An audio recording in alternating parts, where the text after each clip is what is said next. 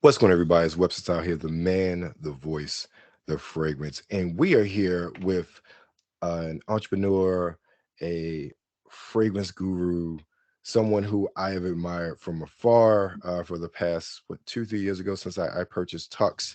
And it is Miss Kabrea Thomas of Signature Scents by Hand. Miss Thomas, how are you today? I'm great. How are you? I'm doing well. I am doing very well. I love having these conversations because I love to pick the brains of people that I find to be interesting, especially when it comes to the fragrance world. And I was looking on your website, and it's you say that you started back in 2016, which isn't that long ago. I know you have a background in fashion. Yes. How, if at all, that leads you into fragrances? Um, Originally I went to school for fashion merchandising, so that was kind of my thing. I lived in New York my entire life, so I've always been into fashion. I've always been into fragrances too, but I think fragrances was kind of one of those things I was just kind of born into. Like my mom Mhm. wore a lot of fragrances. My stepfather was like really big on scents. Um, and in 2016, I just had this concept. Well, it was actually two reasons of why I started into fragrances. So one, my skin started to get really sensitive to certain products that I would put on my skin. So that was one. And I didn't really kind of understand the whole gist of that, of why my skin was getting, bumpy and Mhm. rashes all on my arm. And I didn't really understand that. And then the second reason was I just wanted to sell a product. I just had this idea that I wanted to sell a product. I didn't have an idea. I didn't know what it was going to be, but that was just kind of a thought process that I kind of had in the back of my mind. And it just so happened that those two things kind of happened at the same time. And one day, literally, I just kind of looked at my dresser and I thought, what if I sell fragrances? I've always worn fragrances. This kind of has been a thing that I've been doing my entire life. So why not kind of start that creative avenue of fragrances? And so back then I had like a big box of business cards. And so I went through business cards of people that I've interacted in the past and to see if I know anyone in the fragrance industry or someone that can kind of help me jumpstart this idea. And I realized I know absolutely no one in this industry. And so I started using Google as a resource to see, how can I start this up? And then I started reading articles about certain products, certain chemicals that aren't really good for the skin, which is found in perfume and a lot of cosmetic products that women use. And then that's when I came up with the idea of what if I used a cleaner aspect of when it comes to making fragrances and seeing if this is something that I could even make. And then I just kind of kept doing more and more research. And now here we are years later. Okay, all right. So I was going to ask you in your bio, it says that you took about 3 months before you actually developed your first fragrance, and I'll get to that one in a minute. So a lot of it was just going on Google, looking at YouTube, reading books to teach yourself Yeah. perfumery. Yeah, yeah, honestly. And I mean, even now I'm still learning because I feel like you can never learn to so like you're Right. always a student. There are always so many things that you can learn. Like I'm still learning about new oils and new mixtures that I can put together to create certain scents and things of that nature. So honestly, for me, it was just Google and trial and error and having like the actual products right in my face and just kind of figuring it out all together, honestly. Right. Now with that, your first fragrance was yours. What was, outside of being in the lab and mixing this and mixing that and trying to figure out what worked right, what was your inspiration for that fragrance? Um, so I want to say maybe well, myself. I was thinking about like what I like to wear, what are kind of some scents that I like to smell. And I guess you can say kind of my mom in a sense, just thinking back Mhm. about like what I wore and, while I was in the process of creating the scent, I wasn't thinking about this. But now looking back, that was kind of the inspiration behind yours, of just a woman who's very feminine and who loves to smell good and feel good and very confident in herself. And even if she's having like a bad day, I want her to spray yours on and feel how she wants to feel. I want yours to kind of, when she sprays that on, she feels the confidence and the elegance, and I want her to feel sexy and very confident in herself. So that was kind of the inspiration behind that. And I talk about this a lot, but this is has it. I think it still will be like my favorite phrase altogether. It's Queen. It's called Queen by Queen Latifah. It has discontinued, but it's actually one of my favorite fragrances. And unfortunately, my skin is very sensitive, so I can't even wear it anymore. But that also kind of inspired some of the notes in yours as well. So that was also inspiration behind that scent too. Understood. I love Henna. Now I have to go since this is the one I've. And the funny thing is, I didn't even buy it for me. Mhm. I bought it for some family members as part of like a Christmas basket. And I'm like, Oh, I'm nice. very big. You've seen some of my social media. I'm very big into black owned fragrances. And when I found yours, I'm like, okay. I was reading the notes of Tux. I'm like, this is perfect for what I'm trying to Mhm, do for this holiday. So I bought mhm. a couple of travel Nice. sizes as part of sort of a travel gift pack that I Yes. made Thank you up. so much for the Uh, support too. I no, appreciate no it. problem. You're very welcome. And I want to ask you, so what was the idea behind Tux? So I feel like after I created yours, right, people were instantly asking for a clone. And I was like, whoa. I honestly just wanted to make this one scent. I wanted to be one and done and just kind of move on with it. And then people were asking me, oh, can you make a clone? Can you replicate a scent? You know, they started creating these projects for me. And then I was like, maybe I should look into that. Maybe I should, because I can't have an option for women and not have an option for men. True. And so I sat down and I really thought, like, okay, well, how do I go about making a cologne? Like, I know what I would like a man to smell like, but I personally, I love sweet and soft and vanilla type of scent. So it was kind of like I had to really get and think about if I were if I were a man, what would I want to smell like? And Right. so that was kind of a hard concept for me. So I started thinking, how would I like my man to smell? So that's kind of how I started thinking about it. And a lot of men that I know, women shop for their scents. They're not necessarily shopping for themselves. So I started taking that into consideration. Um, and I don't know, for Tux, I feel like I honestly wanted Tux to be something that a guy could wear when he's going out, Mhm. whether it's on a date. He wants to show out, but he's loud, not too bold, but you smell him when he walks in the room and you want to know where's the scent coming from? And so that was kind of the concept behind Tux, something really elegant. But now that Tux is out, I'm realizing that Tux is now like an everyday scent. You can wear this just running errands. You can wear this in the office. It's not too loud. It's not too bold, but it's bold enough that you have that presence in the room. So Right. that was my concept behind Tux. But now Tux is kind of like a everyday type of a signature scent, which I love. Understood. Now, kind of going back to the statement I made earlier, Mhm.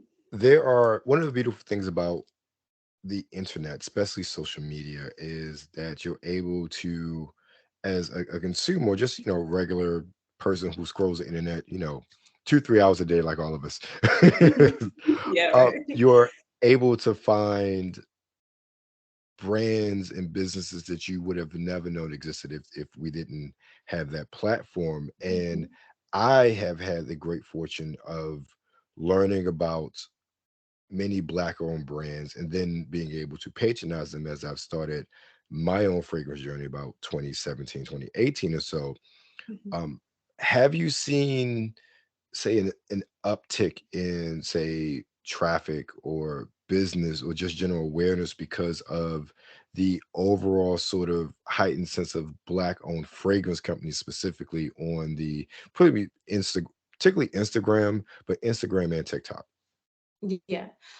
So to answer your question, yes. I want to say I feel like I didn't enter the community per se until maybe like 2018, 2019. Because starting out, I was just like, okay, I was doing events, I was doing more of like a in-person type of thing. And Right. I didn't know that there was like a whole community on like Instagram, and there's specific hashtags, and there are fragrance influencers, people that actually like love fragrances, and they talk about, scents and how it makes them feel, and comparing and contrasting different scents. So I didn't really know that there was like a whole community. So I want to say I entered the community like 2018-ish, and I started learning more and more about Black perfumists. And honestly, journeys, I started Googling. I couldn't find anything, but it's really a whole big deal on Instagram. And I'm actually fortunate enough that I've been able to patronize a few Black perfumists as well. So for me, I feel like it's not really about competition, because Right. there's so many fragrances. I mean, there's so many options. So I think that's what makes us different and unique. And I just love that I'm a part of this community, and that we get to, you know, compare and contrast and check out each other's scents and things of that nature. So yeah, I have definitely seen an increase, especially on Instagram. Like, it really is like a big deal. And I'm just like fortunate enough to be a part of the community, honestly. Yeah, I think I love that aspect, especially Instagram. I feel TikTok is I'm the still algorithm learning TikTok. sometimes is I'm weird. still trying. Yeah, that discovery piece on Instagram, as far as that, not Instagram, but TikTok is kind of weird because Instagram, the discovery is really good for networking, in Yes. my opinion. And Hmm. I've been able to really connect with a lot of people over the years in Fricom and other aspects of what I do. Hmm. It really, the algorithm there really sets you up good with people and branching Yes, off there. I agree. TikTok, I would say not so much, Hmm. with the way the algorithm works. Like, I've met some interesting people, but not so much Fragcom for the most part, because a lot of Okay. people I have connected with there, I've Mhm. already connected with the Instagram. So it's one of Okay. those things where, and also TikTok is still pretty young Mhm. compared to Instagram. Instagram, yeah. So you don't have as many, you just don't have as many people in there full time, Mhm. really in Fragcom, really, hyping their brands for the most part, like you do on and Instagram. But I love it, and as you see, I'm there all the time. I'm still learning it, TikTok. I really am. But I'm getting there step by step. So let's talk about your fragrance. You have a whole line featuring the zodiac. Outside of the zodiac part of it, Mhm. Yeah. what inspired you to do a whole line with all of the, I guess, the symbols of the zodiac Mhm. or the constellations? Um, so that actually came to me, I want to say in 2018. Sometimes these ideas just pop up in my head, and I have the urge to want to tackle on this project. And for me personally, I've never really heard too much about like a entire zodiac collection. I even did research. Like, there are a few people that do it, but it's not like a really big thing. And I feel like I started getting into zodiac a little bit around that time, and so I just kind of did research. Again, I love doing research on each different signs, and figuring out like the personality traits and how I can intertwine that with the oils. And then I was also putting my people who I personally know into consideration as well too, and kind of intertwining that. So one thing I have realized now that I've been doing this for some time is that um, there are personality traits to certain scents, and so I was basically intertwining that when I did my research on the zodiac collection. So um, I don't want to say I have like a inspiration per se. It honestly was just like an idea that popped up in my head, and I was like, that sounds like a great idea. Let me look into it and do some more research. And I started doing more and more research, and honestly, it was a really challenging project because it is 12 cents, which is a Right. lot of cents to make, which is why they're only in travel size right now. And a lot of people have been asking me for full size, and that will come in due time. Um, and so when I started the project, I said, okay, well, 12 cents is a lot to just put out all at once. That's just a lot. And so I said, okay, well, let me pace myself and let me do half and half. And so I started with the first six, and then I eventually did the last six. And when I first was in the process of putting this out, I ended up getting pregnant. And so I had to like keep delaying the project back a little bit because it was like I had a lot going on and being a new mom and trying to put things in perspective and like putting my personal life first. So that was just like a big project in itself, but I'm actually really happy of the results and people wearing other scents too. Like I have a friend who's a water sign and she's like, I'm not really into fire signs, but I love Aries and I love this scent and so on and so forth. And I'm like, you know what? It's great. Sometimes, you know, if you like your scent and another scent, there's nothing wrong with that. Some people mix and match. And I just love it, honestly. Now, let me ask you about this as far as the zodiac. I'm Mhm. looking at the notes for a lot of them. They seem to shift more toward the ladies. Is that the target, or are they meant to be more like a unisex collection? So I want to say they do target the women more. Okay. I will say I feel like there are two scents that I think could be unisex, and that's Virgo and Sagittarius. I will in the future look into doing a more masculine zodiac sign collection as well. But again, it's just a process, you know. Um, Understood. I personally feel like for me, I think masculine scents are a little bit more challenging for me because you know, you can go wild, you can go extreme. I mean, like I feel like Sky is the like you can do whatever you can, whatever you want with masculine scent. So I feel like it's still like a trial and error. It's still something that I'm learning, which is why I think that's why I have just one masculine scent, which is Tux, but Hmm. women purchase it, so I do sell it unisex. But I think maybe in the future, most of my masculine scents might end up being unisex. So I don't know. We'll see what happens in the future. Honestly. That's understandable. And I would say, especially when you look at a lot of male and female or fragrances that are targeted for men and fragrances that are targeted for women, because really you can wear what you want. You can smell how you want. Yeah. You Mhm. know, peppermint doesn't say man or woman Exactly. when you pick it Exactly. up. Exactly. Yeah.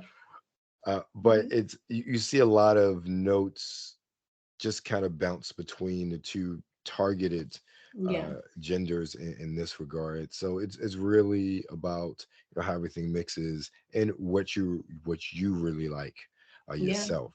And your body chemistry too. That Yes, that that as plays a well. big That's a part into it too. Yeah.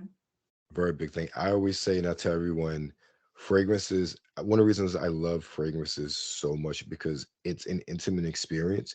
Because no fragrance smells the same It on is. every person Yeah. because of body chemistry. It may smell similar, but not Mm-hmm. the same. It's going to Yeah. work for you different than it'll work for somebody else.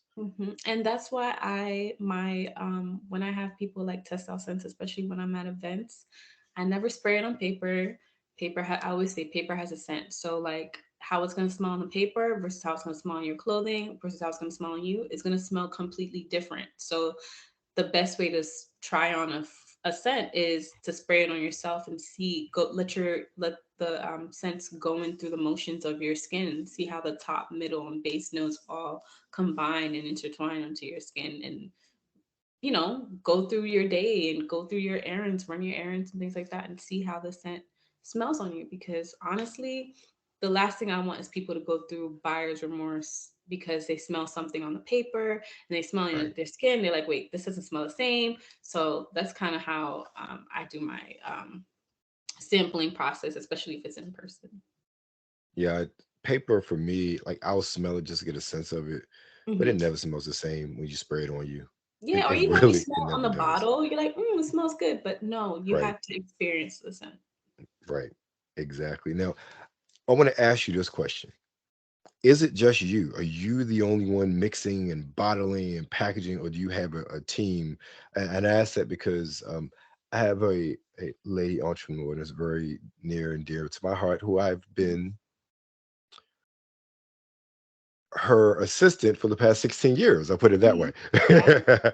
Wow. So, um, are you the only one doing this? Do you have help? I'm sure it So can be quite a I laborious task at times. everybody asks this question. So I do when it comes to like the virtual aspect of things like social media. So Mhm. sometimes I'll have like a virtual team come and help me with blogging and doing social media and keeping that aspect of things. So I'll like hire people from time to time, especially during peak hour peak season, because sometimes it's just a challenge for me to do everything. But when it comes to like making the sense and things of that nature, that's all me. I still have yet to build a trust and a rapport with someone, because again, this is like my baby.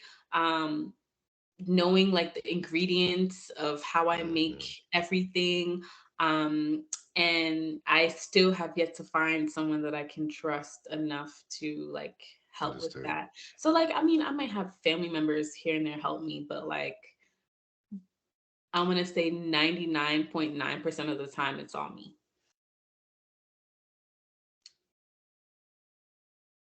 Hey, uh-oh, I can't see you.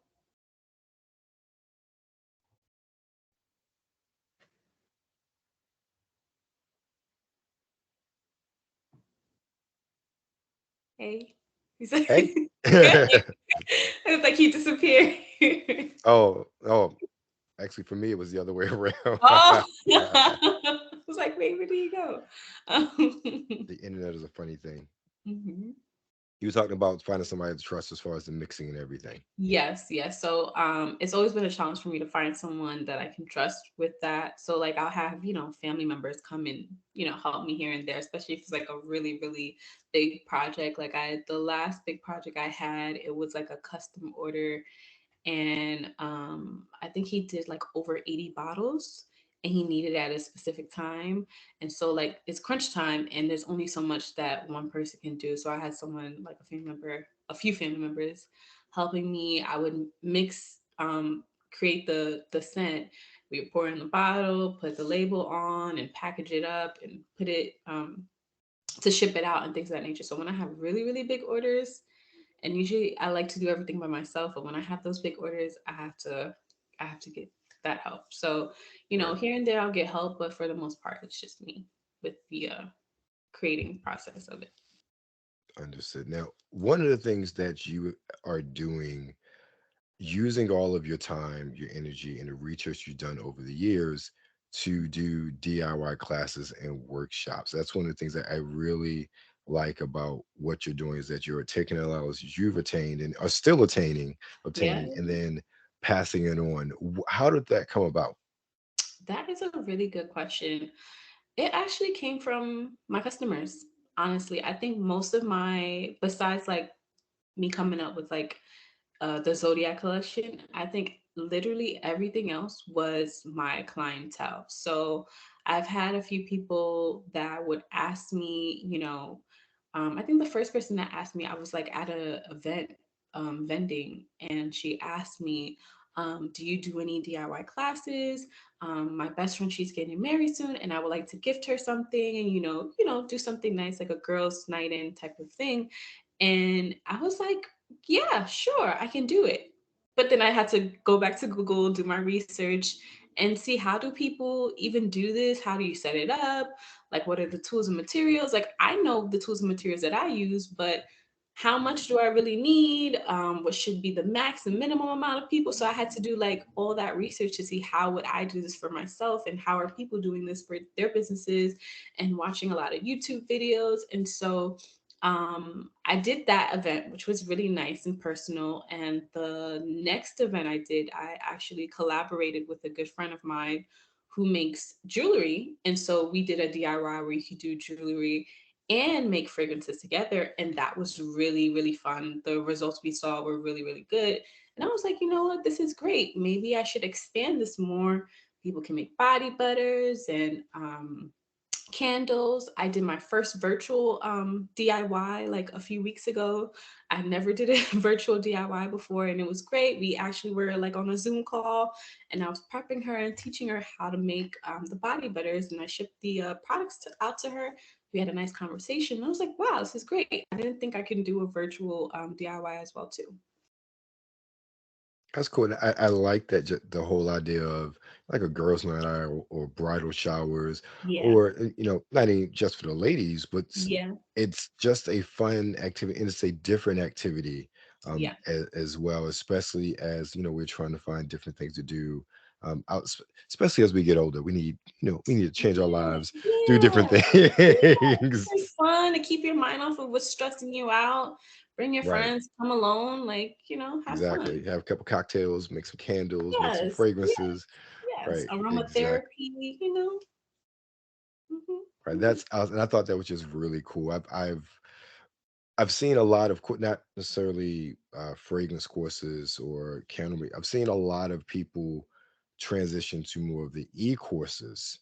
And at first, when I saw this is what I thought it was like. Oh, she's doing the e-course and fragrance making. That's really cool. But when I saw, it's like, oh, that's just a really neat idea of like doing it like a party sort of thing and Yeah. teaching that way, and that way Hmm. you get the hands-on interaction. Like Hmm. I thought that was just a really really great idea, and also one I think that could, from a business perspective, you know can really help build your brand as well. Yeah. Yeah, definitely. I do agree. I had a student back in February for Black History Month. I did a DIY in Brooklyn. And I had a student that attended one of my fragrance one-on-one courses. He actually came down and like he knew how to make it, but it was like there's nothing like that in-person interaction and actually getting to meet your instructor in person and build a better rapport and things of that nature. So I definitely do agree. It does help with the business aspect of things too. Right. Right. So I definitely appreciate your time, Miss Mhm. Thomas. Could you let everybody know where they can find you? Yes, you guys can find us on Instagram, Facebook. We are on TikTok, but we're not active as of yet. Signature Sense by Hand on everything. So that's where you can find us. And our website is signaturescentsbyhand.com.